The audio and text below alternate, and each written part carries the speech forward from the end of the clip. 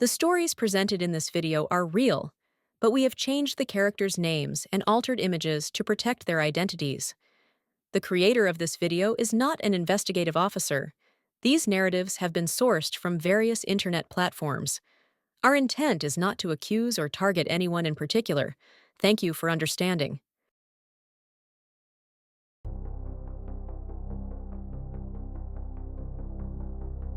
Welcome to True Crime Stories Hub.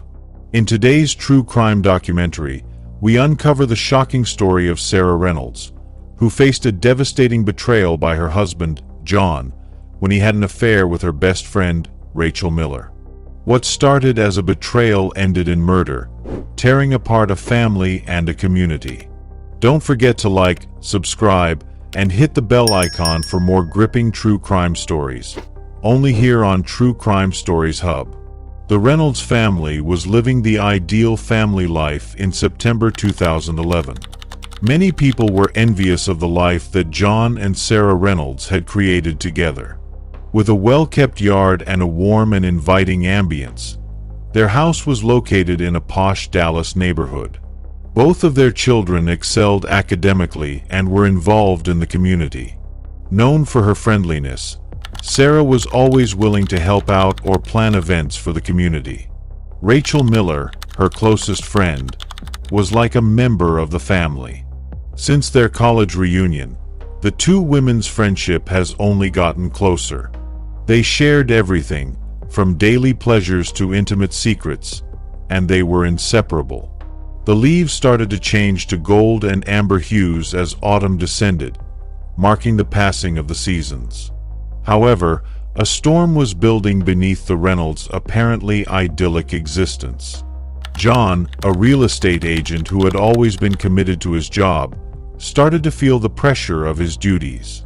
He was feeling the effects of the long hours away from home and the growing pressure. Even when John was physically present, Sarah saw that he appeared more aloof, his thoughts frequently elsewhere. Never realizing that something far more serious was bothering him, she attempted to be sympathetic and blamed it on the stress of his work. By October 2011, it was clear that John needed to get away. With every day that went by, he noticed that his relationship with Sarah was deteriorating. This was the period when he started to see Rachel differently. She was always available, sympathetic, and approachable. Conversations over coffee or late-night beverages that began innocently soon turned into something more. John found relief from the tension he was experiencing at home in Rachel's companionship. Their seemingly innocuous meetings quickly acquired a new significance. Under the guise of friendship, they started spending more time together. However, they were both aware of their unconscious attraction to one another. The affair between John and Rachel grew more intense as November 2011 drew near. They grew bolder and met in locations they believed to be secure from prying eyes. John would go to Rachel's residence pretending to catch up or talk about local happenings. In order to be alone and escape the limitations of their daily existence, they would occasionally flee to a neighboring hotel. They even took chances by getting together at the Reynolds house when Sarah was out attending social events or running errands. Sarah was blissfully oblivious to what was taking place in front of her. She never suspected the deception that was taking place because she had complete faith in both her husband and her best friend. Having always been self-sufficient and happy with her life, Rachel started to regard John as more than a passing fancy.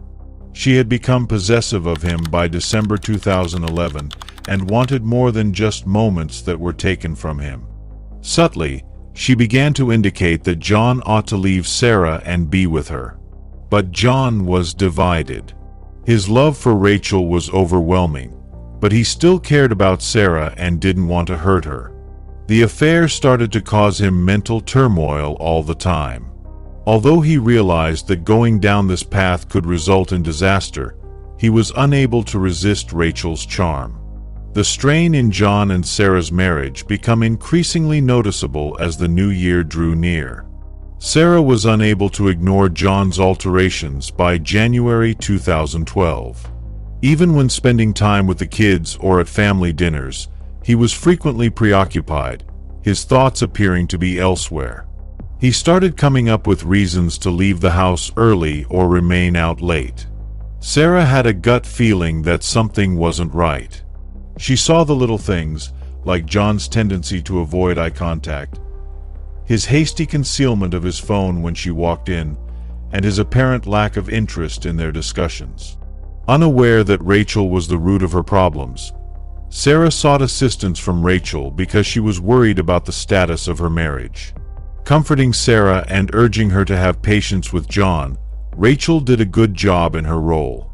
She suggested that Sarah allow John time to realize how stressed he was. Unaware that Rachel was carrying on the affair behind her back, Sarah obeyed her advice since she had complete faith in her. By February 2012, Sarah began to suspect something. John's behavior began to change in more subtle ways. When she inquired about his whereabouts, he became defensive and more reclusive, answering calls in a separate room. He appeared less interested in their relationship, and his inexplicable absences increased in frequency. Sarah, who had always been sure of her marriage, started to feel apprehensive. She pondered whether John was keeping something from her, but she was unable to face him head-on. Rachel made an effort to keep her distance from the couple since she thought Sarah could be catching on. She made excuses to avoid answering Sarah's calls and reduced the frequency of her visits. But John was unable to let go since his reliance on her had increased. Rachel tried to distance themselves from their affair, but they were unable to escape the web of falsehoods they had spun. Unspoken conflicts and secrets threatened to destroy all Sarah and Rachel had accumulated over the years, causing their once strong friendship to erode. There was a quiet storm simmering beneath the surface of the Reynolds home, and the tension was evident. A sad and irrevocable chain of events was set in motion by Sarah's mounting suspicions and John's increasing deceit. None of them could predict the terrible outcomes that would follow, and the ideal existence they had worked so hard to preserve was about to fall apart. Sarah Reynolds woke up to what she assumed would be a typical day on the morning of March 1, 2012. She made breakfast for her kids, said the customary hellos to her husband John, and carried on with her day. John's phone buzzed on the kitchen counter before he left for work. Seeing that he had left it behind, Sarah picked it up and planned to deliver it to him later. However, another SMS notification sprang up on the screen before she could put it down. The name of the sender, Rachel Miller, made her heart skip a beat. For months, mistrust and curiosity had been eating away at Sarah, forcing her to unlock John's phone. Her world was destroyed by what she discovered. Over the course of several months, a series of private messages between John and Rachel developed in front of her. Every communication served as a bitter reminder of the betrayed trust. There was no uncertainty regarding the nature of their relationship because the statements were so plain. Each exchange was more damning than the last, and Sarah's hands shook as she read them. It was devastating to learn that her husband, whom she had trusted and loved for so long, had cheated on her with her best friend. In addition to damaging her marriage, the betrayal left her with a deep pain from someone she had thought of as a sister. As the realization weighed heavily on her, the room felt as though it were closing in on her. Sarah was suffering from the shock of her world being turned upside down in an instant. When John got home later that day, Sarah presented him with the proof. He did not refute it. After the affair was made public, John insisted that it was over out of a mixture of desperation and guilt. "I made a terrible mistake," he said, pleading for pardon. But it was too late for Sarah. John's comments did little to ease the anguish.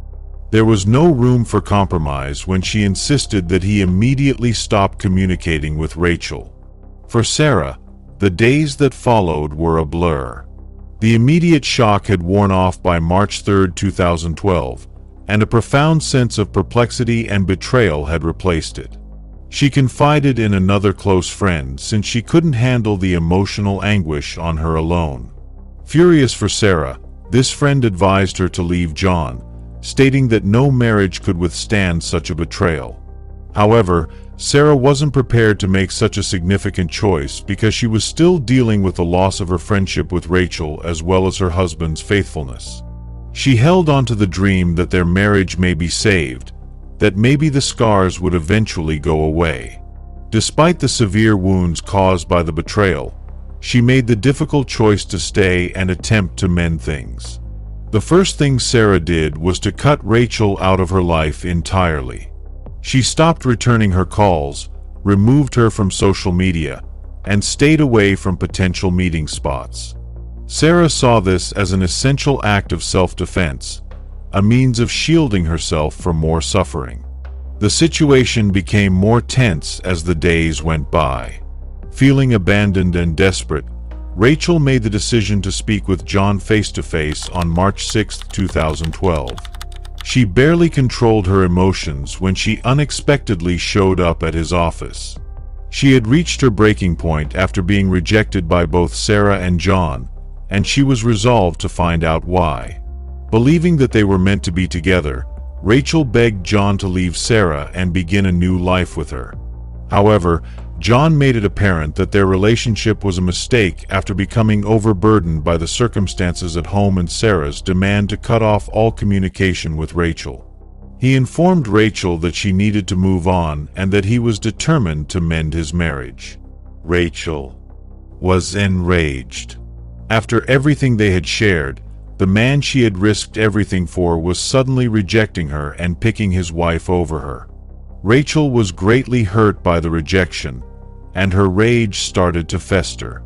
With thoughts of retaliation racing through her head, she vowed to hold John accountable for humiliating her and left his office. Rachel's behavior became more unpredictable during the course of the following 2 days. She started following John and Sarah everywhere they went on March 8, 2012. As her rage boiled over into obsession, she would park her automobile next to their house and observe from a distance. She was so angry and desperate that she sent John a string of threatening messages. When John saw that things were getting out of hand, he made an effort to hide Rachel's behavior from Sarah. He didn't want to increase her anxiety or the hostility in their house. However, the strain was starting to manifest. Sensitive to John's shifts in attitude, Sarah felt that something was wrong. She observed that he appeared preoccupied and nervous, and that he would look over his shoulder more frequently. Unspoken anxieties and unsolved tension filled their home, creating an intolerable atmosphere. The terrible culmination of the scenario occurred on the evening of March 12, 2012. Although the day had gone smoothly, Rachel's fixation took a risky turn as night fell. She drove to the Reynolds house in the dark since she could no longer suppress her feelings. The neighborhood was peaceful, the most of the houses were dark, and the residents were asleep. It was late. After parking her car a short distance away, Rachel headed in the direction of the house. Her heart was thumping with a mixture of hurt, fury, and desperation, and her mind was racing. Even she might not have realized the seriousness of her intentions at that moment, but she had a knife with her, hidden in her purse. Rachel knocked on the door when she arrived at the Reynolds residence. She was determined to face John one final time. John experienced a surge of fear at hearing the knock. He was aware of who it was and the potential consequences of the encounter. He walked out silently, shutting the door behind him so as not to wake Sarah. In an attempt to avoid alerting Sarah or the neighbors, he spoke quietly as he confronted Rachel on the front lawn. The discussion swiftly turned into a dispute. Enraged and heartbroken, Rachel accused John of taking advantage of her and discarding her. John, finding it difficult to remain cool, attempted to soothe her, but things got out of hand. Rachel retrieved the knife from her purse in a moment of unrestrained rage. The altercation quickly descended into violence. Emotionally overwhelmed, Rachel stabbed John in the chest. Blood started to pool beneath John as he fell to the grass, holding his chest. Rachel stood motionless for a time, her mind unable to comprehend the horror in front of her as she finally realized the extent of what she had done. She left the scene in a panic, leaving John to perish by alone on his front yard. Sarah woke up early on March 13, 2012, with an odd sense of dread. Even though the home was strangely quiet, something felt off. When she got out of bed, she saw that John was no longer by her side. She hurried downstairs, worried, and called his name, but no one answered. She didn't notice him until she opened the front door. John's clothes were covered in blood, and his lifeless body was lying on the grass. There was too much to take in. As Sarah hurriedly dialed 911, her screams reverberated throughout the peaceful neighborhood.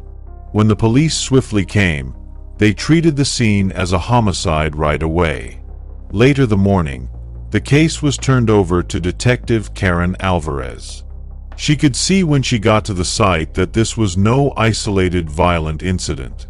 The sight of the injuries and the manner in which the crime had been committed suggested that the perpetrator had a personal agenda. Sarah was in a state of shock when Detective Alvarez interviewed her to start her inquiry. Still reeling from the events of the previous few hours, Sarah told the investigator about John and Rachel's affair. Her thoughts kept going back to Rachel, and she maintained that she didn't know who else might want to kill John. Detective Alvarez focused on Rachel Miller on March 15, 2012. The main suspect was Rachel. Rachel denied having anything to do with John's death when questioned. Despite her flimsy alibi, she claimed to have been home alone the night of the murder. Detective Alvarez had concerns about her conduct during the interrogation as well. When the investigator probed Rachel on specifics, she avoided eye contact, gave erratic replies, and was clearly nervous. As the authorities gathered evidence to support their case, the investigation went on. By March 18, 2012, Rachel was facing mounting forensic evidence. When a knife with John's blood was discovered in a dumpster close to Rachel's house, it was a significant discovery. Rachel was directly linked to the crime when the knife was found to be the same one that had been used in the murder. Surveillance footage from a neighboring security camera provided additional proof. Rachel was further implicated in John's death by the video, which showed her automobile leaving the area of the Reynolds residence around the time of the murder. When police showed up at Rachel Miller's house on March 20, 2012, to arrest her for John Reynolds' murder, the quiet of the Dallas suburb was appended. As the woman they had known for years was carried away in handcuffs, the neighbors stared in shock. Once the life of every neighborhood get-together, Rachel now had to deal with a totally different reality.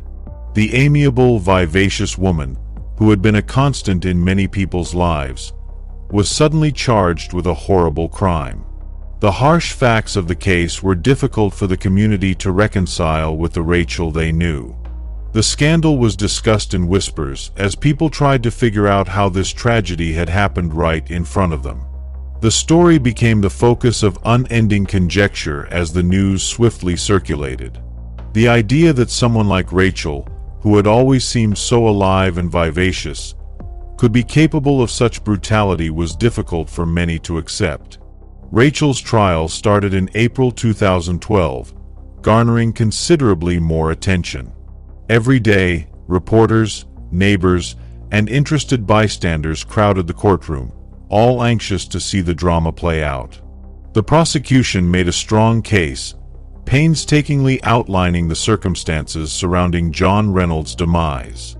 They contended that rejection and jealousy had motivated Rachel, feelings that had smoldered for a while before erupting into fury on that fateful night. The prosecution presented a picture of a lady who had lost all sense of reason because of her preoccupation with John. There was a ton of evidence against Rachel. The knife with John's blood, discovered close to her residence, was produced by the prosecution as an essential piece of evidence. The security footage of Rachel's vehicle close to the Reynolds residence on the night of the murder was shown to the jury. They also disclosed the string of menacing communications Rachel had exchanged with John in the days preceding his demise. Every piece of evidence tightened Rachel's noose, acting as another nail in the coffin. The defense attempted to paint Rachel as a victim in a last-ditch effort to save her.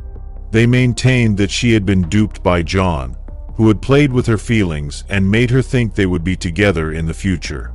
According to the defense, Rachel's acts were those of a woman who had been used and abandoned by a guy, pushing her to the limit.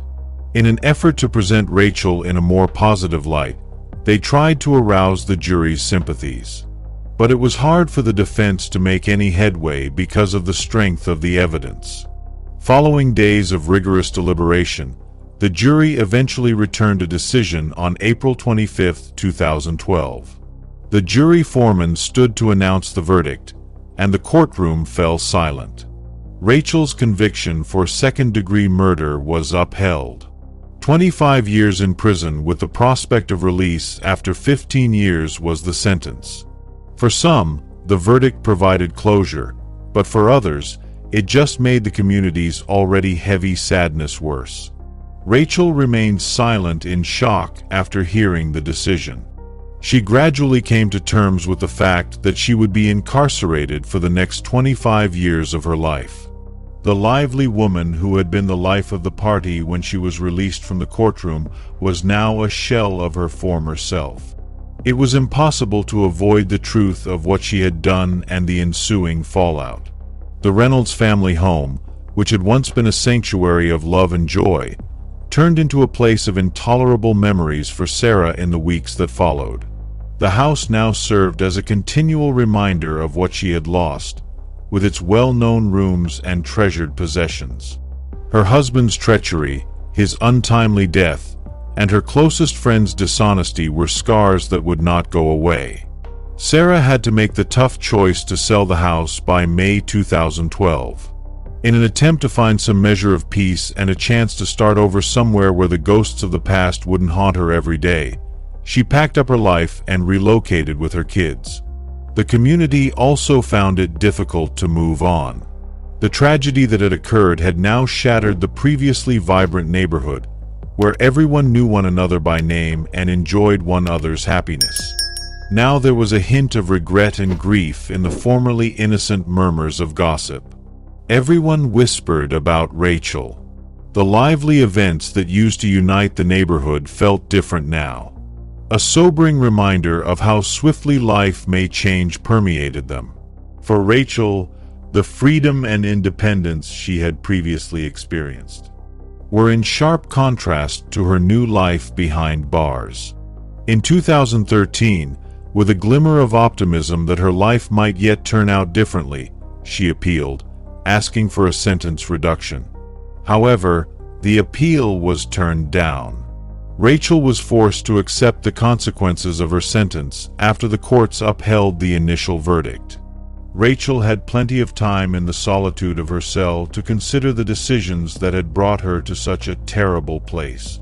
Her once all-consuming passion had become an obsession that ultimately ended up ruining both her and John's lives.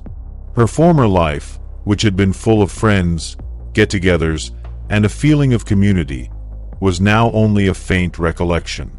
She was constrained by prison bars, which were both a physical reality and a jail she had created for herself. How desperate could this lady have been to kill the person she claimed to love? That is the question that keeps coming up. To be honest, it is depressing. Furthermore, we have witnessed other instances of desperation. Another tragic tale of desperation is the housewife's covert affair with Plummer, which culminates in murder. Remember to like, subscribe, and watch that case as well as others on our channel.